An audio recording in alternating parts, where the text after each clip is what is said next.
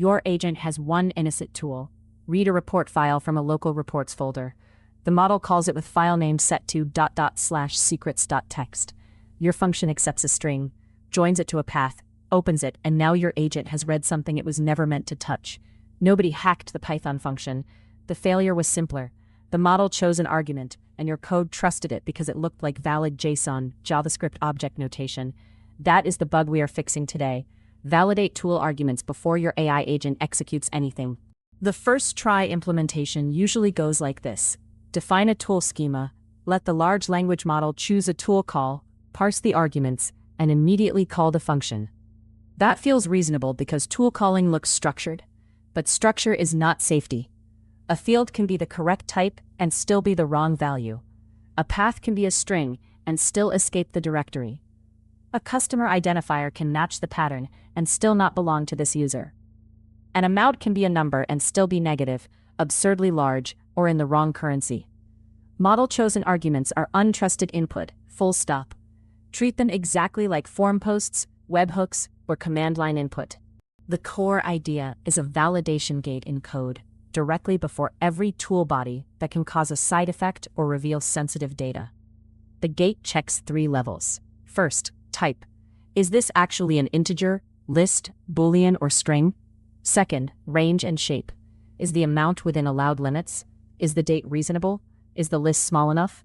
Third, allow list. Is this path, identifier, recipient, account, or operation explicitly permitted for this run? If the gate rejects the arguments, the function body does not run. Instead, you return a structured error the model can read and recover from, such as field, code, message, and retryable. Here is the shape. Your harness receives a tool call, name plus raw arguments. It does not call the tool yet. It looks up the tool definition, then calls validate tool arguments with the tool name, raw arguments, and the current permission context. That validator returns either OK with cleaned arguments or OK false with errors. Only cleaned arguments enter the real function body. On failure, the harness returns a tool result, like status equals error, error type equals validation error, and a list of field errors. This is the same validation gate from episode 14, Unchanged. Back then we used it for model output. Here we put the same pattern in front of tools. Let's make it concrete. You have a tool called Create Report Email. It creates a draft message on your machine. It does not actually send mail in this example. The model passes report ID, amount sent, and destination folder. Your validator checks report ID against reports the current user is allowed to use, sales.csv or inventory.csv. It checks amount sent as an integer in a business-approved range.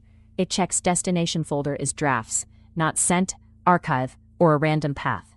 If the model asks for payroll.csv or amount sent is the string a lot, the tool body never runs. The model receives a structured validation error and can try a safer call. A few traps matter. First, provider tool schemas help the model format arguments, but they are not your security boundary. Keep them, but do not stop there. Second, sanitizing a path is not the same as authorizing it. The safest pattern is often map a short identifier to a known file instead of accepting arbitrary paths. Third, normalize before comparing. Case, whitespace, Unicode characters, and relative path segments can all surprise you. Fourth, do not put secrets in validation errors or logs. Tell the model what field failed and why, not what protected values exist. Last, no validator proves intent. It only enforces the rules you actually wrote. This is where tool calling becomes real agent engineering. The model proposes an action. The harness decides whether that action is allowed. The tool performs the work. State records what happened. Those are separate jobs, and mixing them is how beginner agents become fragile. Validation also connects to permissions, memory, and termination. If an agent remembers a project identifier, the validator still checks whether that identifier is allowed now. If the model loops and keeps retrying bad arguments, the harness can count validation failures and stop.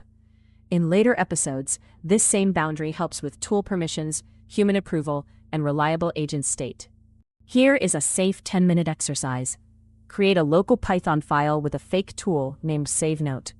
It accepts title, folder, and priority. Do not write to the real file system at first. Just print what would happen. Then write validate SaveNote args. Require title to be a non-empty string under a small length. Require folder to be one of notes or drafts. Require priority to be one of low, normal, or high. Now test 5 bad calls by hand.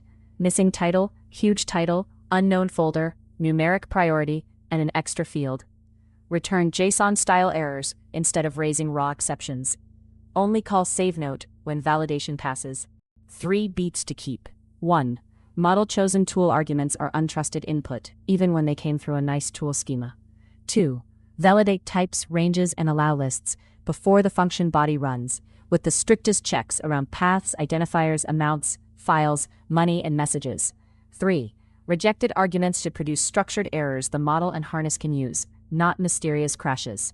This is how the episode 14 validation gate moves from outputs to actions. New Agent Foundations episode daily. If you want the production versions of these patterns, the paid libraries at aislabs.ai go deeper.